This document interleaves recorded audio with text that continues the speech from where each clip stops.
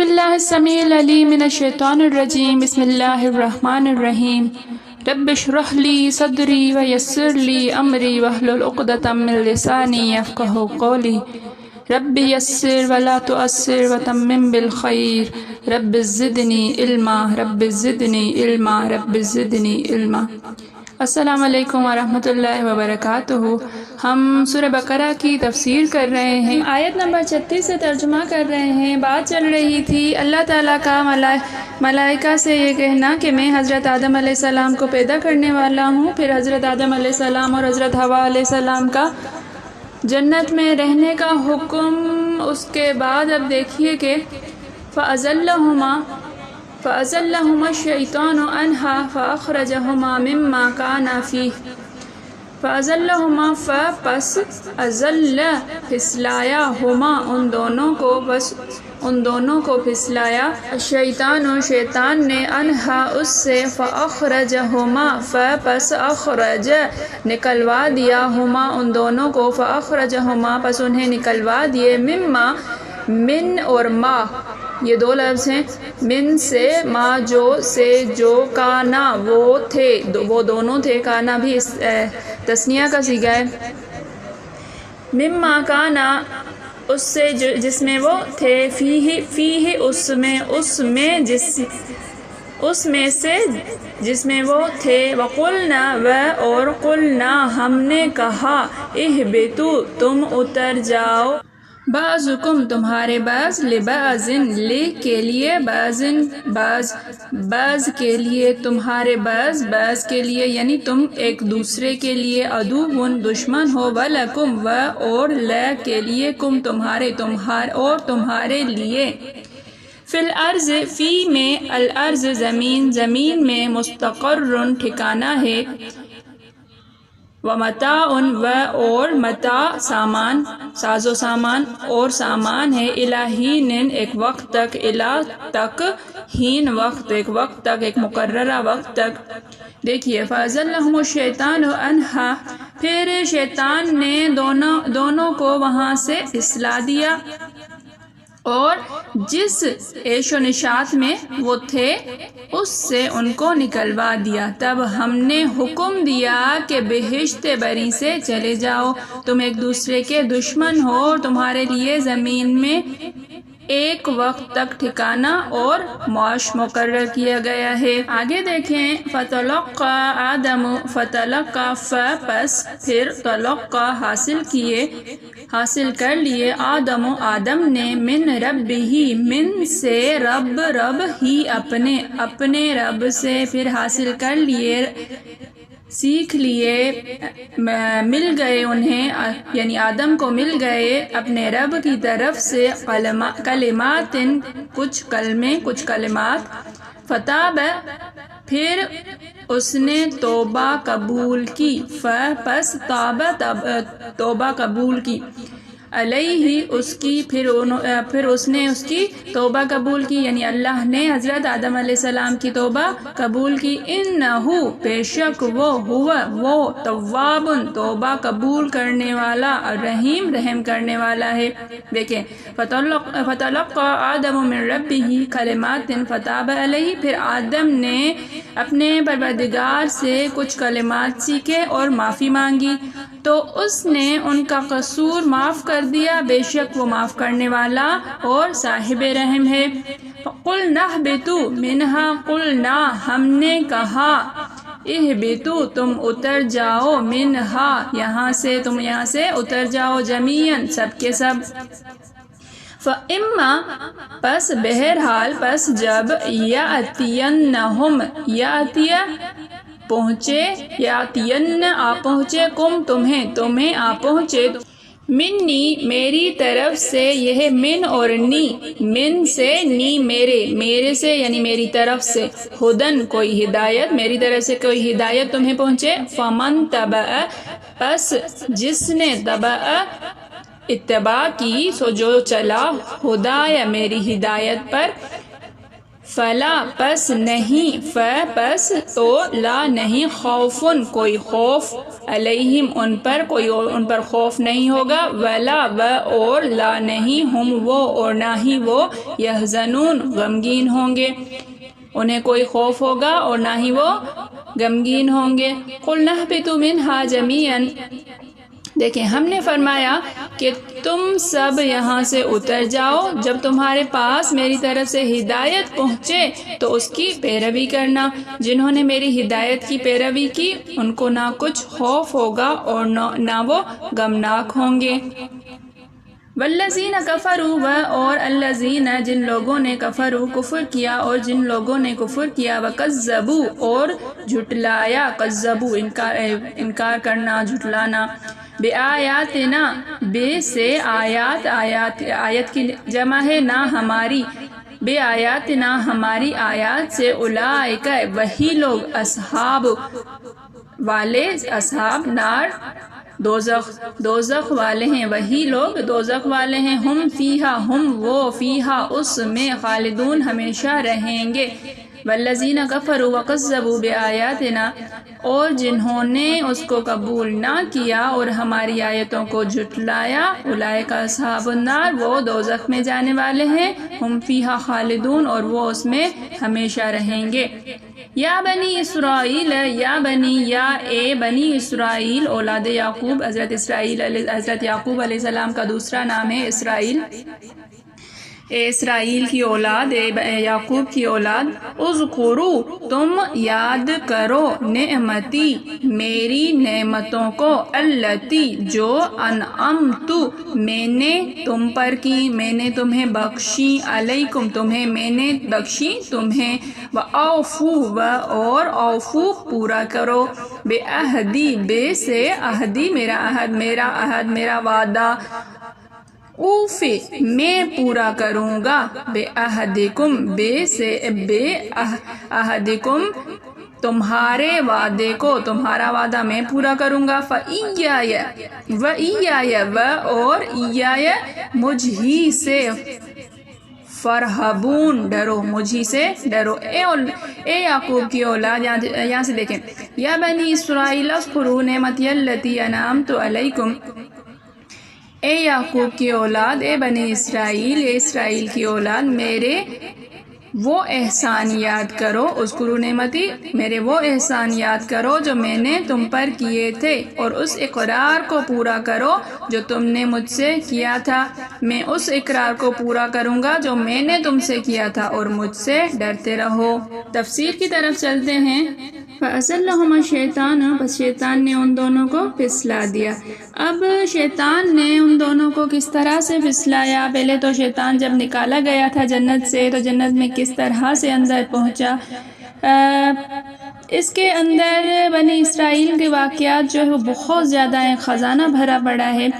انشاءاللہ سورہ اعراف کے اندر یہ واقعہ پھر سے تفصیل سے آئے گا، اور وہاں سے ہم پھر سے تفصیل سے اس کو بیان کریں گے کہ شیطان کس طرح سے پہنچا، کس طرح سے حضرت آدم علیہ السلام کو نکلوایا۔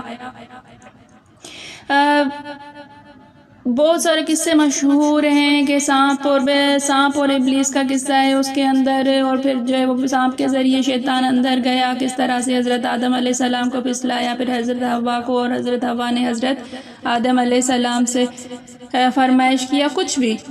تو یہ ساری کی ساری تفصیل انشاءاللہ ہم سورہ اعراف کے اندر پڑھیں گے۔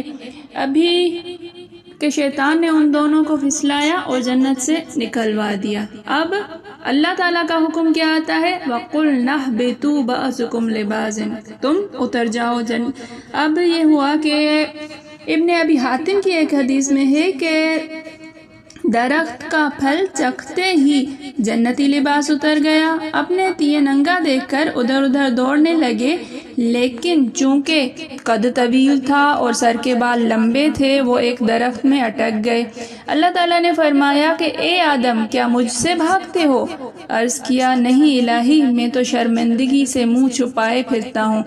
ایک روایت میں ہے کہ اللہ تعالیٰ نے فرمایا اے آدم میرے پاس سے چلے جاؤ، مجھے میری عزت کی قسم میرے پاس میرے نافرمان نہیں رہ سکتے۔ اگر اتنی مخلوق تم میں پیدا کروں کہ زمین بھر جائے اور پھر وہ میری نافرمانی کرے تو یقیناً میں اسے بھی نافرمانوں کے گھر پہنچا دوں گا۔ حضرت ابن عباس سے مروی ہے کہ حضرت آدم علیہ السلام نماز عصر کے بعد سے لے کر سورج کے غروب ہونے تک کی ایک ساتھ ہی جنت میں رہے۔ حضرت حسن فرماتے ہیں کہ یہ ایک ساتھ 130 سال کی تھی۔ ربی بن انس رحمۃ اللہ فرماتے ہیں 9ویں یا 10ویں ساعت میں حضرت آدم علیہ السلام کا اخراج ہوا۔ ان کے ساتھ جنت کی ایک شاخ تھی اور جنت کے درخت کا ایک تاج سر پر تھا۔ ایک قول کے مطابق حضرت آدم علیہ السلام ہند میں اترے، آپ کے ساتھ حجر اسود تھا اور جنتی درخت کے پتے جو ہند میں پھیلا دیے اور اس سے خوشبودار درخت پیدا ہوئے۔ حضرت ابن عباس فرماتے ہیں ہند کے شہر دہنا میں اترے تھے۔ ایک روایت میں ہے کہ مکہ اور طائف کے درمیان میں اترے تھے۔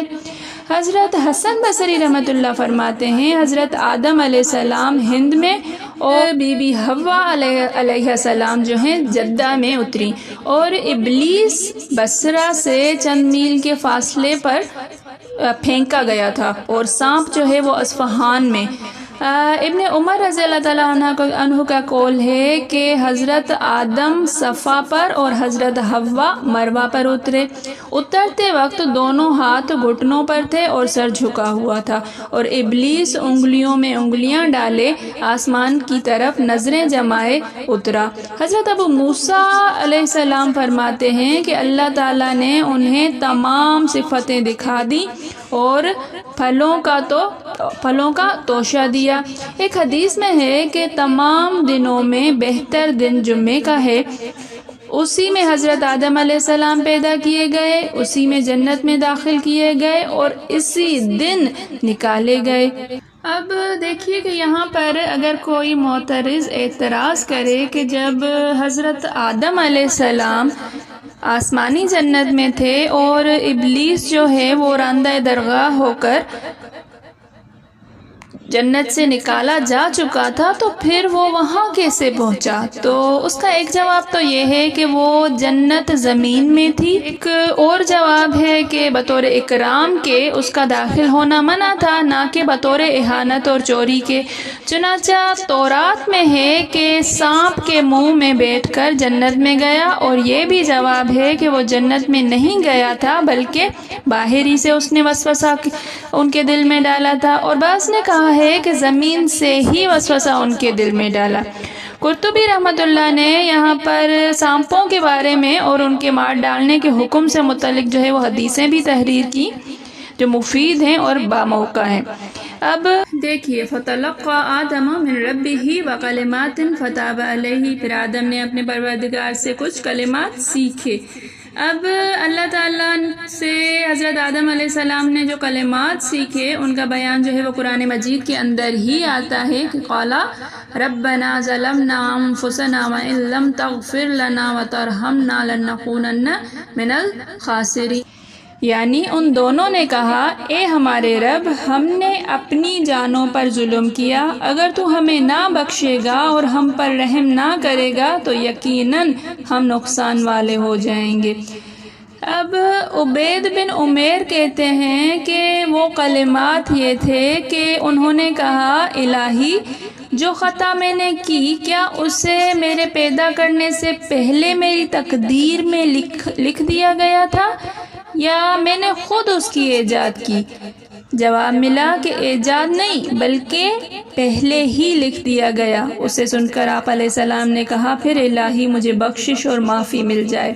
ابن عباس رضی اللہ تعالیٰ عنہ سے یہ بھی روایت ہے کہ حضرت آدم علیہ السلام نے کہا الہی کیا تو نے مجھے اپنے ہاتھ سے پیدا نہیں کیا اور مجھ میں اپنی روح نہیں پھونکی؟ تیرے چینکنے پر یرحمک اللہ نہیں کہا؟ کیا تیری رحمت غضب پر سبقت نہیں کر گئی؟ کیا میری پیدائش سے پہلے یہ خطا میری تقدیر میں نہیں لکھی تھی؟ جواب ملا کہ ہاں یہ سب میں نے کیا ہے۔ تو کہا پھر الہی میری توبہ قبول کر کے مجھے پھر جنت مل سکتی ہے یا نہیں؟ جواب ملا کہ ہاں۔ یہ کلمات یعنی چند باتیں تھیں جو آپ نے اللہ سے سیکھ لیں۔ ابن ابی حاتم کی ایک مرفوع روایت میں ہے کہ حضرت آدم علیہ السلام نے کہا الہی اگر میں توبہ کروں اور رجوع کروں تو کیا جنت میں پھر بھی جا سکتا ہوں؟ جواب ملا کہ ہاں۔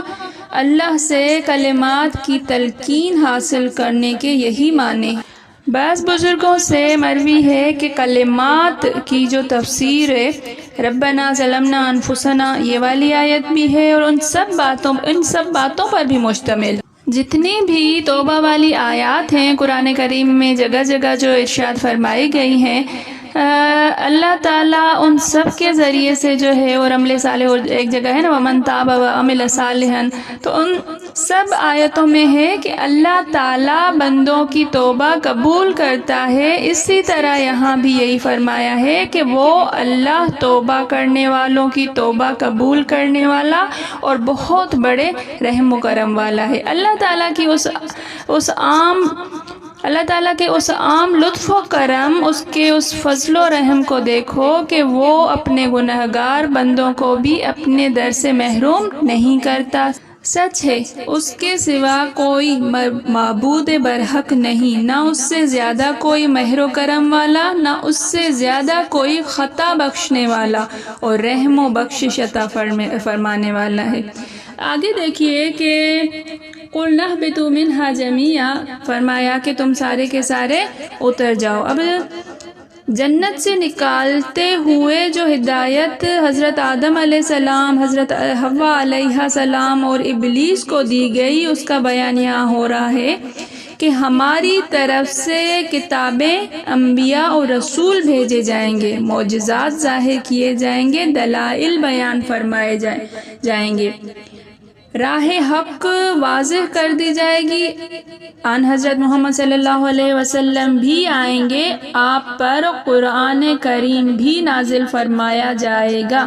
جو بھی اپنے زمانے کی کتاب اور نبی کی تابعداری کرے گا اسے آخرت کے میدان میں کوئی خوف نہ ہوگا اور نہ ہی دنیا کے کھو جانے پر کوئی غم ہوگا۔